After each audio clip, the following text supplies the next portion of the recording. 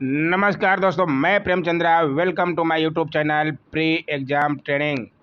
दोस्तों, BPSC auditor की आखिरी तैयारी कराई जा रही है। कल हमने मोस्ट पॉपुलर करंट अफेयर्स कराया था पार्ट 1, पूरे 1 साल का। आज पार्ट 2 है। पूरा वीडियो तो आप देखिएगा नहीं, जो देखेंगे उसके आखिरी समय में कॉन्फिडेंस पैदा हो जाएगा, इसलिए पूरा वीडियो देखिए अगर एग्ज़ाम में कॉन्फिडेंस पैदा करना है तो। आइए देखें आज का, आगे चलेंगे कल से। आज का पहला है शशि शेखर वेम्पति समिति। ये क्या है? 4 नवंबर 2020 को सूचना एवं प्रसारण मंत्रालय ने, ध्यान से सुनिएगा, नोट कीजिएगा और लाइक बटन जरूर दबाइएगा दोस्तों। देश में टेलीविजन रेटिंग एजेंसियों पर दिशा निर्देशों की समीक्षा करने हेतु प्रसार भारती के सीईओ शशि शेखर दंपति की अध्यक्षता में एक समिति का गठन किया गया।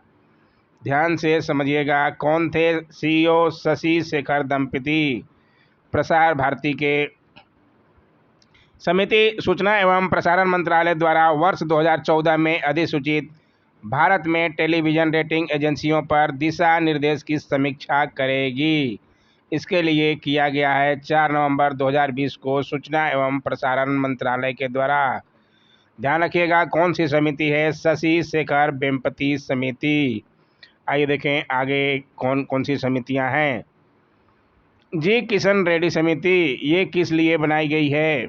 जनवरी 2021 में केंद्र सरकार ने लद्दाख की भाषा, संस्कृति और भूमि के संरक्षण के लिए एक समिति गठित करने का निर्णय लिया गया है।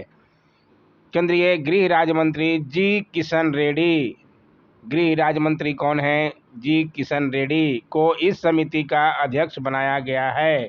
गृह मंत्री सबको पता होगा, अमित शाह, लेकिन केंद्रीय गृह राज्य मंत्री हैं ये भी ध्यान रखिएगा। जी किशन रेड्डी की समिति किस लिए? लद्दाख की भाषा, संस्कृति और भूमि के संरक्षण के लिए, ये भी ध्यान रखिएगा। ये देखिए, बहुत ही इम्पोर्टेंट आ गया।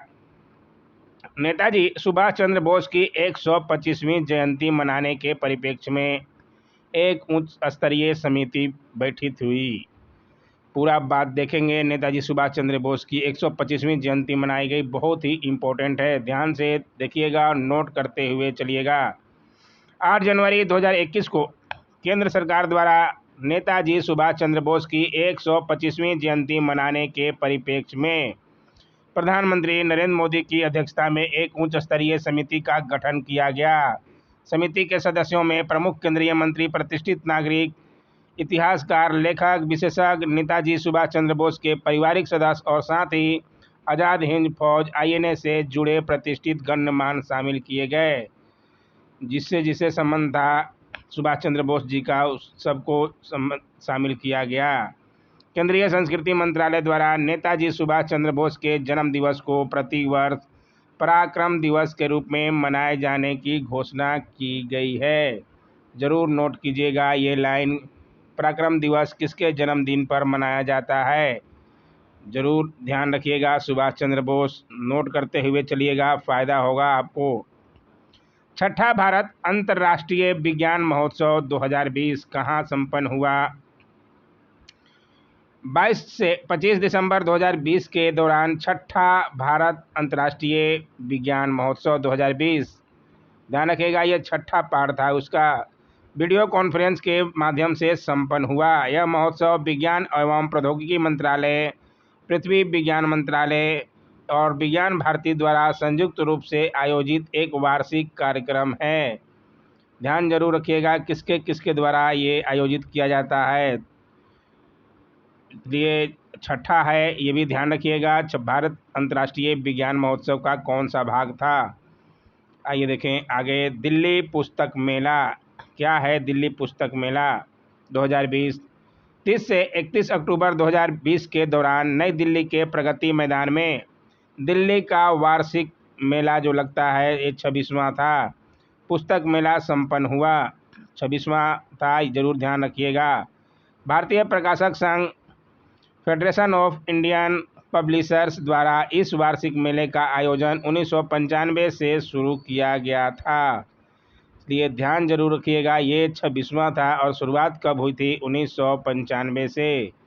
ये भी नोट करते हुए चलिएगा। दिल्ली पुस्तक मेला 2020 की शुरुआत कब हुई और ये कौन सा भाग था? जरूर नोट कीजिएगा। आगे देखें। आगे 16वां प्रवासी भारतीय दिवस समारोह 9 जनवरी 2021 को भारतीय विदेश मंत्रालय के तत्वावधान में 16वां प्रवासी भारतीय समारोह संपन्न हुआ। जरूर ध्यान रखिएगा। कोरोना संक्रमण के कारण इस वर्ष इस समारोह का आयोजन वर्चुअल तरीके से ही किया गया। 16वें प्रवासी भारतीय दिवस समारोह जरूर ध्यान रखिएगा। 16वां था और इसका थीम क्या था, जरूर पूछा जाता है। 16वें प्रवासी भारतीय दिवस समारोह का थीम था आत्मनिर्भर भारत में योगदान, कंट्रीब्यूटिंग टू आत्मनिर्भर भारत। जरूर नोट कीजिएगा इसका थीम। और ये 16वां था, 9 जनवरी 2021 को मनाया गया भारतीय विदेश मंत्रालय के तत्वावधान में। जरूर ध्यान रखिएगा। भारतीय मूल के सूरीनाम के राष्ट्रपति चंद्रिका प्रसाद संतोखी की अध्यक्षता में संपन्न इस समारोह का उद्घाटन मोदी जी ने किया। और अध्यक्षता किसने की? सूरीनाम के राष्ट्रपति चंद्रिका प्रसाद संतोखी। जरूर ध्यान रखिएगा, बहुत ही इम्पोर्टेंट है ये। प्रवासी भारतीय दिवस को नियमित रूप से मनाने का उद्देश्य विदेश में रहने वाले भारतीय समुदाय का भारत सरकार के साथ संबंध सशक्त करना और उनकी जड़ों के साथ फिर से जोड़ना है। प्रवासी दिवस 9 जनवरी आपको याद आ गया होगा, गांधी जी इसी दिन साउथ अफ्रीका से लौट कर आए थे, इसलिए प्रवासी दिवस मनाया जाता है। और ये भी ध्यान रखिएगा, मनाया गया 16वां प्रवासी भारतीय दिवस। जरूर नोट कीजिएगा, गांधी जी भी इससे संबंधित हैं। आइए दिखाएं आगे। 47वां खजुराहो महोत्सव।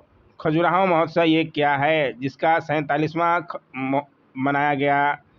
फरवरी 2021 में बहुचर्चित 47वां खजुराहो नृत्य महोत्सव मध्य प्रदेश के खजुराहो में प्रारंभ हुआ, जो भारतीय शास्त्रीय नृत्य परंपरा पर आधारित है। जरूर ध्यान रखिएगा। इस महोत्सव का आयोजन संस्कृति विभाग द्वारा उस्ताद अलाउद्दीन खान संगीत और कला अकादमी भोपाल के माध्यम से किया गया।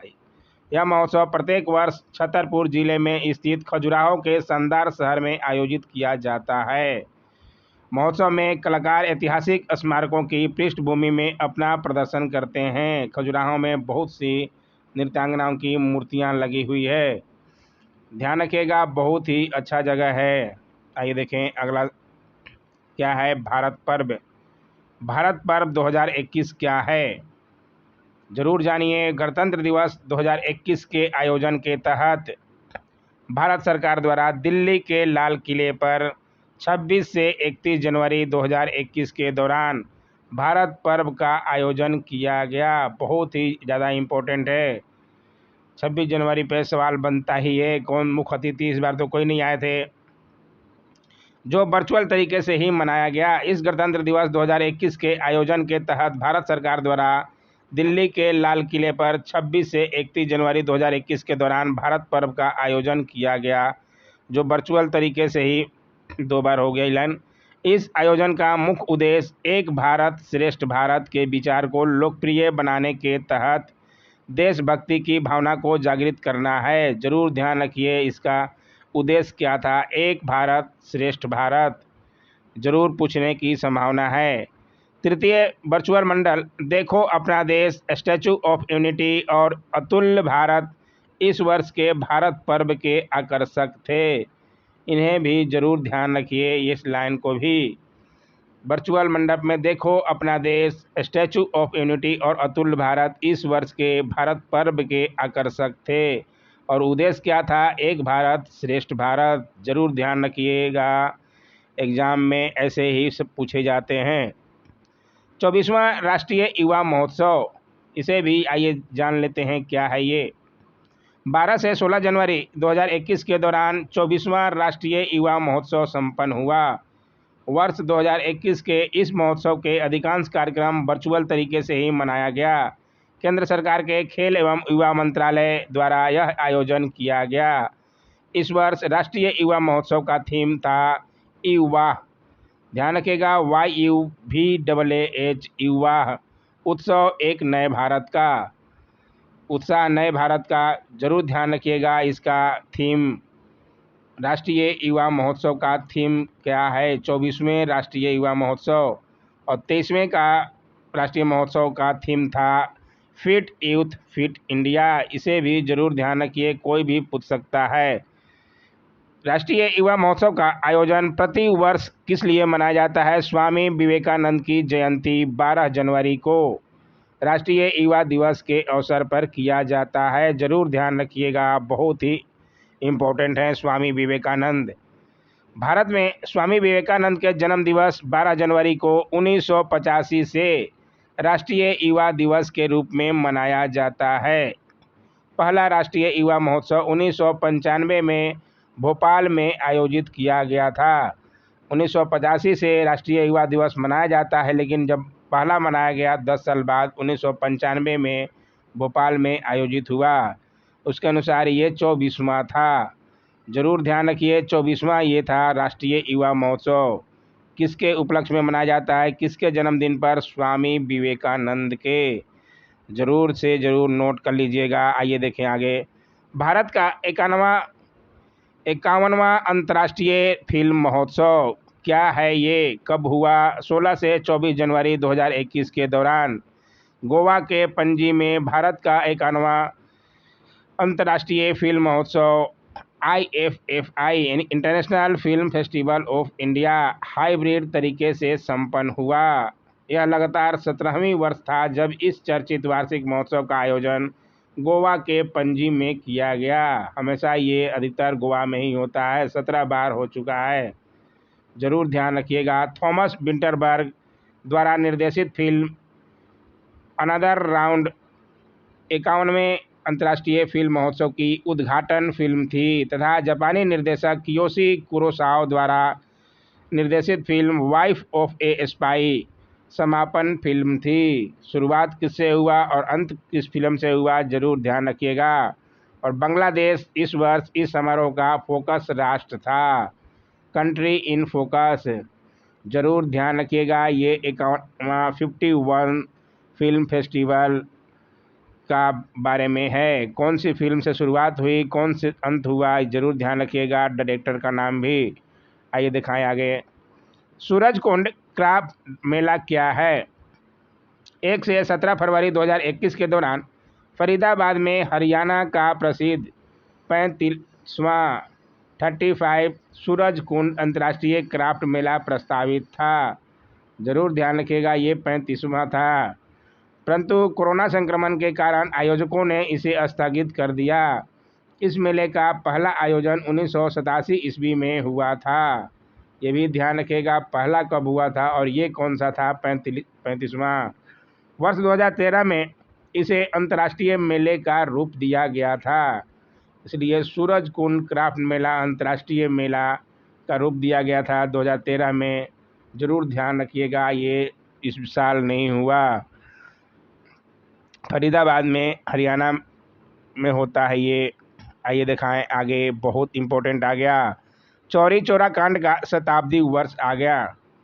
4 फरवरी 2021 को प्रधानमंत्री नरेंद्र मोदी ने चौरी चौरा कांड के शताब्दी वर्ष समारोह का नई दिल्ली से ऑनलाइन उद्घाटन किया। समारोह पूरे 1 वर्ष तक उत्तर प्रदेश के शहीद स्मारकों पर मनाया जाएगा। समारोह का समापन 4 फरवरी 2022 को चौरी चौरा से होगा। चौरी चौरा की घटना सब लोगों को पता होगा। गोरखपुर में कुछ अंग्रेज़ों को भारतीयों ने जला दिया था। ध्यान होगा आपका, गांधी जी का असहयोग आंदोलन स्थगित करना पड़ा, उसके कारण। गांधी जी की बारे में आप सुने होंगे तो ज़रूर जानते होंगे। लाइक शेयर कमेंट और सब्सक्राइब जरूर करें दोस्तों, अच्छा तो लगेगा ही। हरिद्वार कुंभ मेला क्या है? 1 से 28 अप्रैल 2021 के दौरान हरिद्वार में कुंभ मेले का आयोजन हुआ। कुंभ मेला हरिद्वार के अतिरिक्त प्रयागराज, उज्जैन और नासिक में 12-12 वर्ष के अंतराल पर लगता है। पुराने फिल्मों में देखते होंगे, कुंभ मेले में भाई बिछड़ जाते थे। नक्षत्रों की स्थिति के अनुसार इनके समय आवर में कभी कभी अंतर हो जाता है। हरिद्वार में पिछली बार कुंभ मेला 2010 में आयोजित हुआ था।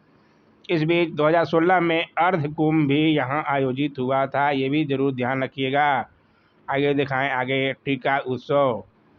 टीका उत्सव क्या है? कोरोना संक्रमण के एक बार पुनः भयंकर रूप लेने पर इस कार्यक्रम के विरुद्ध दूसरी बड़ी लड़ाई के लिए 4 दिवसीय टीका उत्सव का आह्वान प्रधानमंत्री मोदी जी ने कब से किया था? 8 अप्रैल 2021 को सभी राज्यों के मुख्यमंत्रियों के साथ वर्चुअल बैठक में किया।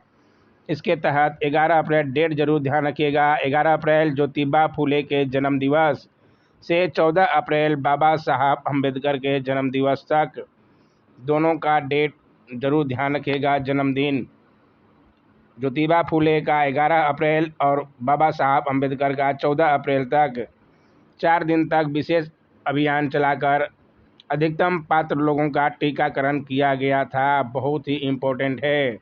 अभी तो सबका टीकाकरण कराया जा रहा, 18 वर्ष से ऊपर वालों का। मैंने तो ले लिया, आपने लिया क्या? आप भी ले लीजिए, जागरूक नागरिक बनिए, अपनी सुरक्षा खुद कीजिए, लोगों के बहकावे में नहीं आना है दोस्तों। विदेशी समझौते कहाँ कहाँ हुए? भारत और बांग्लादेश के बीच में। बहुत ही अच्छा सवाल बन सकता है, जरूर बनेगा ही। दोनों देशों के बीच में तीसरी यात्री रेलगाड़ी भारत और बांग्लादेश के बीच न्यू जलपाईगुड़ी और ढाका के बीच चली, जिसकी दूरी 511 किलोमीटर है। एक नई यात्री रेलगाड़ी 27 मार्च 2021 से शुरू की गई। जरूर ध्यान रखिएगा, भारत और बांग्लादेश के बीच में, क्योंकि न्यू जलपाईगुड़ी से ढाका के बीच में जाएगी।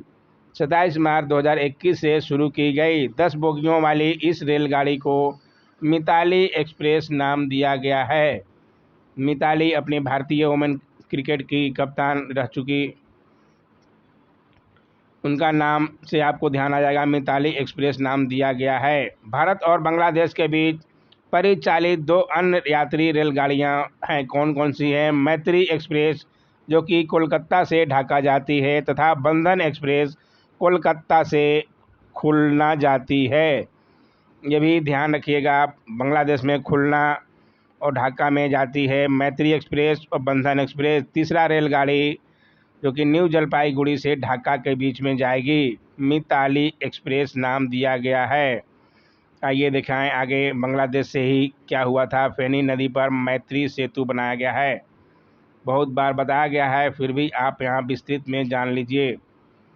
भारत और बांग्लादेश के पारंपरिक संबंधों को सशक्त करने की दिशा में एक पहल के रूप में दोनों देशों के बीच में फैनी नदी पर सेतु की स्थापना से हुई है। जरूर ध्यान रखिएगा, 1.9 किलोमीटर लंबा यह सेतु भारत में त्रिपुरा के सबरूम जिले को बांग्लादेश के रामगढ़ से जोड़ता है। इसे मैत्री सेतु नाम दिया गया है, जरूर ध्यान रखिएगा, बहुत बार मैंने बताया भी है। इसका लोकार्पण 9 मार्च 2021 को प्रधानमंत्री मोदी और बांग्लादेश की प्रधानमंत्री शेख हसीना ने संयुक्त रूप से वर्चुअल तरीके से किया है। बांग्लादेश की प्रधानमंत्री कौन है? सबको पता होगा, शेख हसीना। इस सेतु के निर्माण पर लगभग 133 करोड़ का व्यय भार आया है, ये भी ध्यान रखते हुए चलेंगे। बहुत अच्छा कराया जा रहा है, अगर आप डिटेल में पढ़ लीजिएगा आपका सवाल नहीं छूटेगा दोस्तों। आइए देखें, भारत फ्रांस के बीच में क्या हुआ है। राफेल की, फ्रांस से भारतीय वायुसेना के लिए राफेल विमान लगातार प्राप्त हो रहे हैं। 31 मार्च 2021 को 3 और राफेल विमानों की खेप भारत पहुंच गई, जिससे भारत में राफेल विमानों की कुल संख्या मार्च 2021 के अंत में 14 हो गई है। फ्रांस की डसाल्ट एविएशन कंपनी का नाम ध्यान रखिएगा। डसाल्ट एविएशन द्वारा निर्मित कौन सा निर्मित है? राफेल। जरूर ध्यान रखिएगा, सवाल बन सकता है। ऐसे कुल 36 राफेल विमानों की खरीद के लिए सौदा भारत ने सितंबर 2016 में किया था, तथा यह सभी विमान 2023 तक भारत को प्राप्त होने हैं। 36 राफेल की खरीदारी हुई है। किससे हुई है? फ्रांस से। फ्रांस में कौन सी कंपनी बनाती है? Dassault aviation. जरूर इन सब बातों का ध्यान रखिएगा। आइए दिखाएं आगे। भारत और चीन के बीच में विवाद चलते रहता है। भारत और चीन के साथ सीमा पर तनाव में वृद्धि के बीच सूचना एवं प्रसारण मंत्रालय ने सूचना प्रौद्योगिकी अधिनियम के तहत प्रदत्त शक्तियों का प्रयोग करते हुए चीन से जुड़े विभिन्न 224 ऐप्स को वर्ष 2020 में भारत में प्रतिबंधित किया गया। जरूर ध्यान रखिएगा, टोटल 224 ऐप हैं। इनमें से 118 ऐप्स को 2 सितंबर 2020 से प्रतिबंधित करा दिया गया। इनमें किशोरों में लोकप्रिय पबजी गेम सब बच्चे खेलते हैं, ज़्यादा प्रचलित ऐप्स भी शामिल है। पबजी के अतिरिक्त वाइडू, वीपैट, लूडो, ऑल स्टार, टिकटॉक, सुने होंगे नाम, कटकट आदि प्रमुख हैं। चीन से सीमा पर हुए टकराव के बाद 106 चीनी ऐप्स को जून से जुलाई 2020 में भारत में प्रतिबंधित किया गया था। शुरुआत में, लास्ट में फिर से नहीं माना चीन, अपनी बॉर्डर लाइन को क्रॉस करते हुए इंडिया में घुसना ही चाह रहा है, इसलिए ये 224 ऐप्स को भी बंद कर दिया गया। ध्यान जरूर रखिएगा। आइए दिखाएं, बहुत अच्छा यहाँ सवाल बनेगा ही। भारत के मुख्य न्यायाधीश कौन बने नए?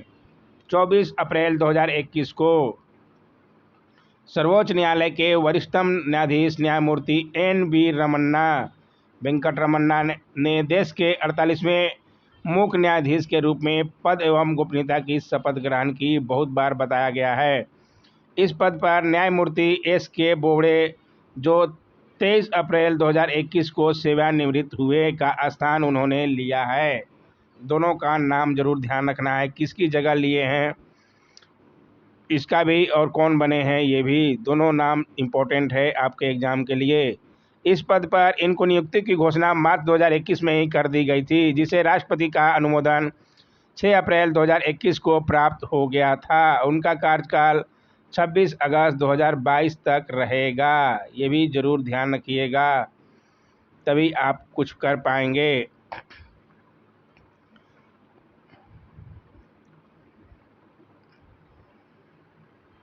ये फिर से आ गया। और आज का तक इतना ही था।